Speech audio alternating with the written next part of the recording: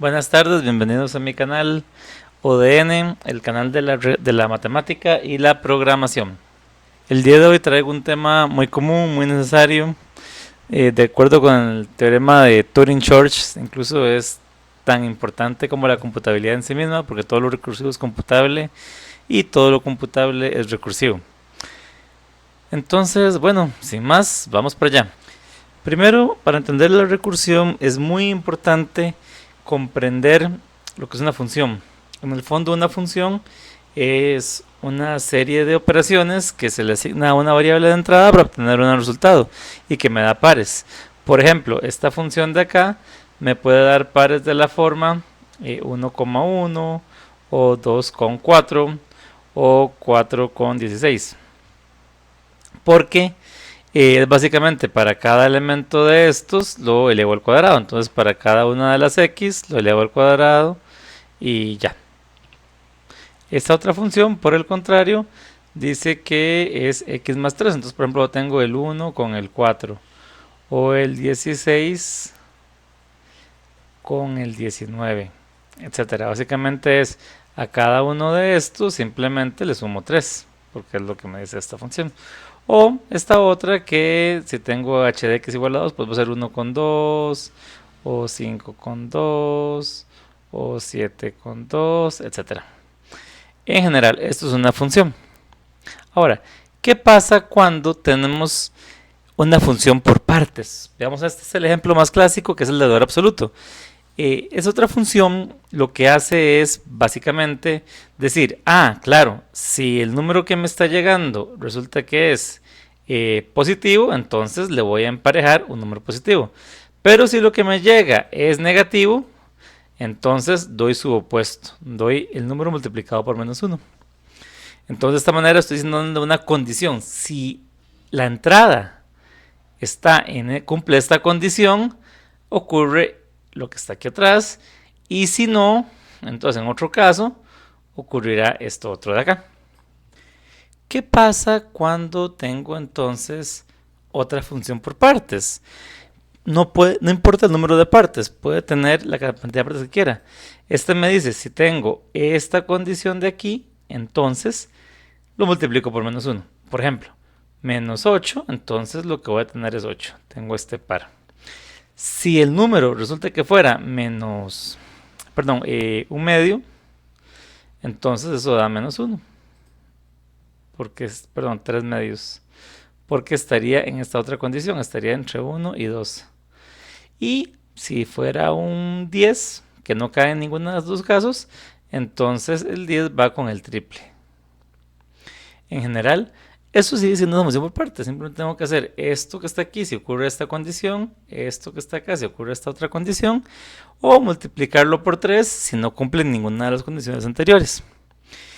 Esto nos lleva a que es una función recursiva. Una función recursiva es una función por partes, donde igual tengo un caso que es no recursivo, al cual le vamos a asignar el nombre caso base, que es esto de aquí, y otras llamadas, otros casos, en este caso podemos decir el NSPAR, o que si es otro caso, es una llamada a la misma función.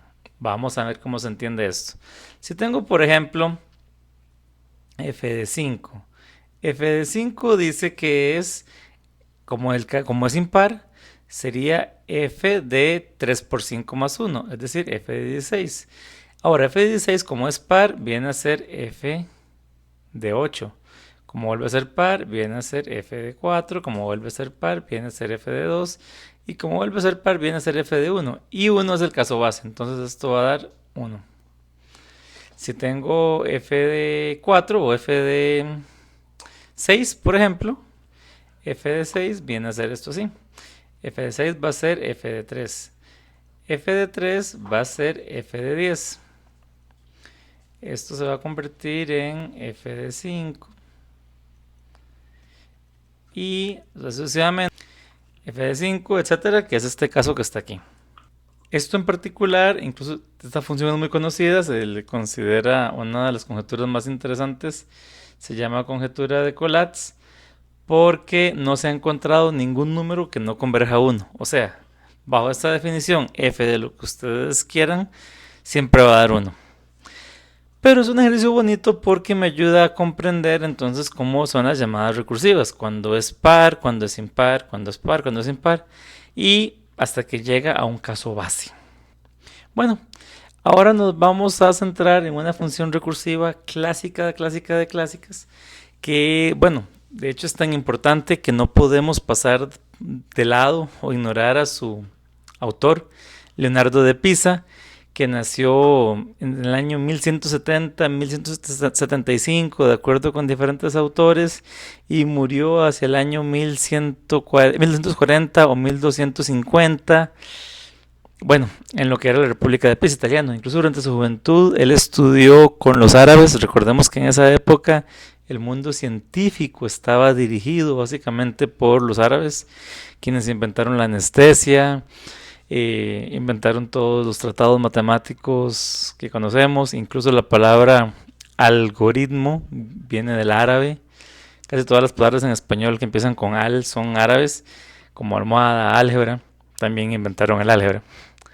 Y bueno, resulta que este joven, Leonardo de Pisa, estudió con los árabes. Fue un matemático que, bueno, impulsado por todo ese conocimiento, el hablar árabe le permitía leer tratados árabes, que eran los más importantes en el mundo de las matemáticas de esa época. Fue incluso de los impulsadores de lo que es el sistema indoarábigo en Europa, para llevarle la contraria a los números en romano, que honestamente hacer matemáticas con números romanos no era exactamente cómodo, y que el sistema decimal sí le permitía ser mucho más fácil. Pero bueno, Leonardo de Pisa, que también tenía entre sus muchos nombres el de Fibonacci, que es la secuencia que vamos a estudiar ahora como caso básico recursivo.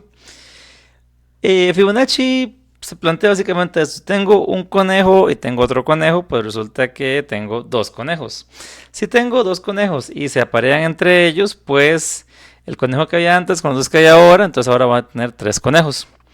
Luego los otros dos conejos que tenía con los tres que tengo ahora se aparean nuevamente, lo cual produce dos conejos más y tengo 5 conejos. Luego estos 5 conejos pues se reproducen con los 3 que habían antes y voy a tener 8 conejos. Y estos 8 voy a tener 13 conejos y luego voy a tener 21 conejos ad infinitum. Hay un video incluso que buscaré y lo dejaré en la descripción, que es Nature by Numbers. Es un video muy importante porque explica todas las apariciones que tiene Fibonacci en la naturaleza, desde la caída de las olas, el polen de los girasoles, los caracoles, la cantidad de formas y de veces que aparece Fibonacci, la secuencia de Fibonacci en la naturaleza es absolutamente increíble. Razones y proporciones que están encerradas en esta secuencia tan sencilla, que la verdad resulta sorprendente cómo es que todo el mundo debería de conocer Fibonacci. Pero regresemos a lo que nos interesa. Llamemos a este número el f de n, que es el enésimo. ¿El enésimo cómo se calcula? Bueno, es simplemente tome el anterior y súmelo con el tras anterior. Es decir, este sería el f sub n menos 1 y este otro sería el f sub n menos 2. Es decir, una posición atrás y dos posiciones atrás. Lo que nos lleva a una función recursiva, donde, claro, a su vez, el 13, ¿quién es? El 13 es sume el anterior y además sume el tras anterior, es decir, el fn menos 3. Así sucesivamente hasta que llego al caso base. De manera genérica podemos empezar la serie en 0 para decir que Fibonacci de 0 es 0. Y aquí entonces llamemos a este f sub 0 y a este otro f sub 1. Esta condición en realidad son dos condiciones. Dice, si es menor o igual que 1, entonces devuelva el n. Si es 0, es menor o igual que 1, y si es 1, también es menor o igual que 1. En otro caso, abusando aquí del inglés, para no poner en otro caso, el else sería la función de sí mismo en el término anterior y la sí misma, pero en dos términos anteriores. Es decir, lo que veníamos diciendo, si quiero calcular la posición de acá, simplemente es agarro el anterior y súmelo con el anterior, con el que está antes de ese.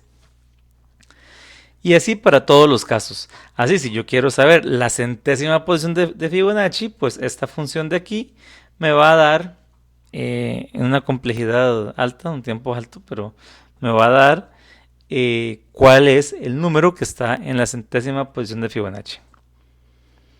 Ahora, veamos otro ejemplo, factorial. Tenemos que factorial es 1 por 2 por 3 por 4 hasta llegar a n. O sea, ejemplo, si tengo 5 factorial, entonces esto sería 1 por 2 por 3 por 4 por 5, que bueno, esto es 120. El factorial es el producto desde 1 hasta n de i. También puedo darle vuelta porque la multiplicación es conmutativa. Por lo tanto, si tengo acá n factorial, es lo mismo que decir n por n-1 por n-2 por n-3 hasta llegar a 1. Pero una vez más ocurre un fenómeno. El fenómeno es este. Esto que está aquí, a su vez, resulta que también es n-1 factorial. Entonces, estoy diciendo que n factorial es en realidad n por el factorial del anterior. En otras palabras, ya tengo una función recursiva. ¡Tarán! N factorial va a ser n por n-1 factorial y el caso base es que 0 factorial es 1. Que dicho sea de paso, esta es una razón muy sencilla de explicar. Incluso hay un video del canal Derivando, que buscaré dejarlo aquí en la descripción, que explica por qué 0 factorial es 1. Pero bueno, convirtamos esto a una función matemática que da de esta manera. F de n es igual a 1 si n es igual a 0, que es mi caso base. Y si no, es n por el factorial de n-1.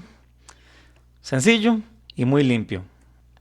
Ahora, veamos un poco las condiciones generales que debe tener una función recursiva. Primero, veamos lo que es el grado. El grado es la cantidad de elementos que tengo que fijarme antes, o sea, lo más atrás que tengo que fijarme. En el caso de factorial, aquí tengo las dos funciones que hemos visto hasta el momento. En el caso de factorial tenemos que es grado 1, porque solo tengo que fijarme en un caso hacia atrás. Mientras que Fibonacci, que es esta otra de abajo, tiene grado 2, porque es el factor lo más largo que tengo que irme desde mi n hasta mi caso actual.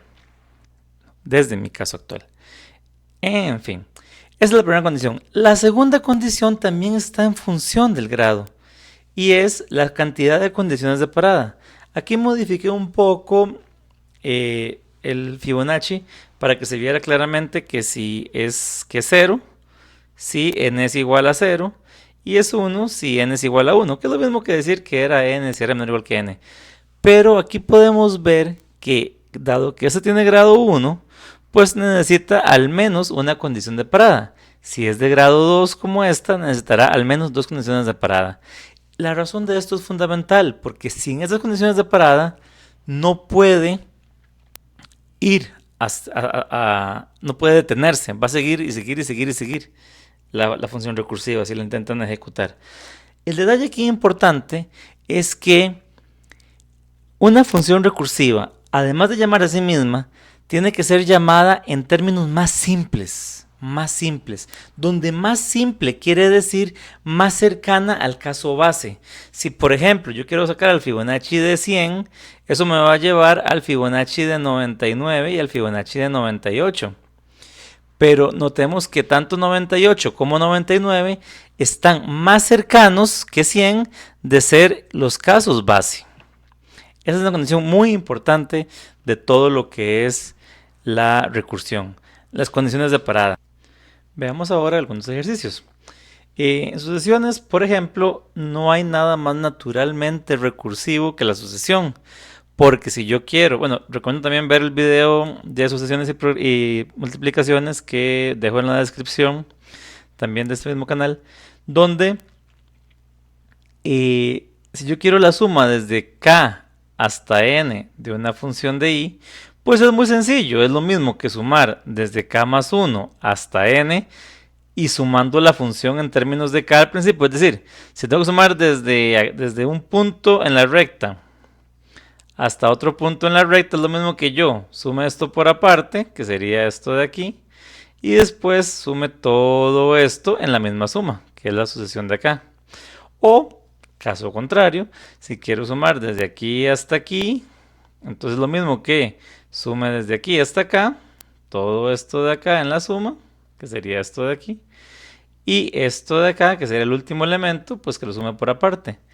Es lo mismo, la suma es conmutativa. No hay absolutamente nada más recursivo que esto. Veamos un ejemplo. Si tenemos, por ejemplo, que es la suma desde i igual 1 hasta n de i cuadrado, y quiero asignarle una función recursiva que dé ese valor, sabemos que hay una entidad que lo calcula, pero si quiero una función recursiva que dé ese valor, entonces puedo hacerlo de esta manera.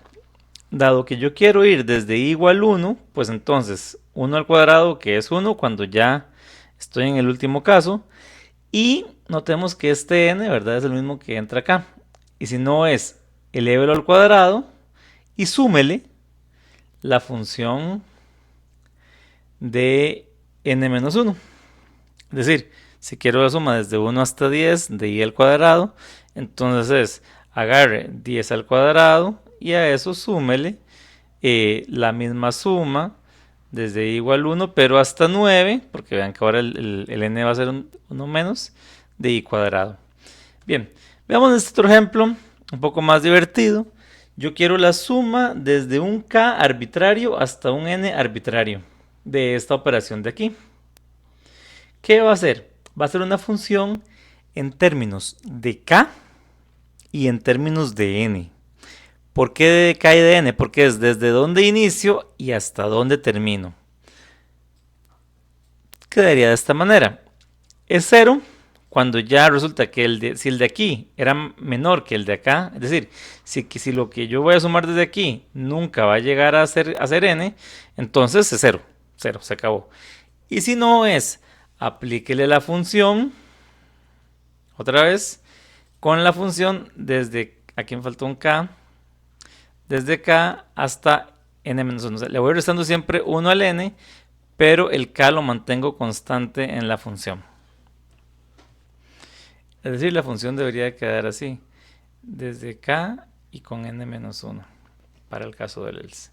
Notemos que esta es una función de 2 dimensiones, 2 parámetros se reciben. Ahora, veamos otro ejemplo. Quiero la suma desde i igual 1 hasta n, desde j igual i hasta n de j. Bien, cambiamos un poquito el ejemplo, vamos a moverlo aquí desde i igual 1 hasta n y desde j igual 1 hasta n, porque llegar a 1 como caso base es relativamente sencillo. Es convertir esta función de acá en otra función, donde el parámetro que le estoy pasando en realidad es este i, es hasta dónde tiene que sumar. Y bien, esta función de acá va desde 1 hasta n, por lo tanto va restando ahí de n-1, n-1, n-1, y esta otra función es el g de n, es decir, va a quedar así, donde si lo pueden correr con n y pequeños, digamos con n igual a 3, con n igual a 4, puede hacerlo a mano, y aún así tendría buenos resultados.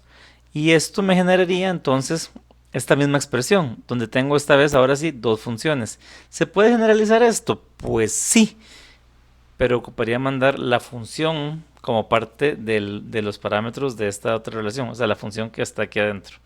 Pero en general no es necesario, no es imprescindible. Para entender la recursión con estos ejemplos, si quieren practicar, pues aquí tengo una serie de sucesiones donde indique cuál sería el enésimo término de las sucesiones. Pueden asumir perfectamente que el primer término es el campo 0 o el campo 1, es indistinto. Y esta otro es para que expresen funciones que calculen eso, donde la función reciba la cantidad de parámetros que deban de recibir. Y puede ser uno, pueden ser dos, pueden ser tres. Y bueno, hay un más allá, que es recursión de cola, que sería el tema de un próximo video, en un futuro no muy lejano. Y las referencias, como siempre, gracias a Wikipedia por ser una fuente de conocimiento muy estándar. Muchas gracias hasta aquí y nos vemos.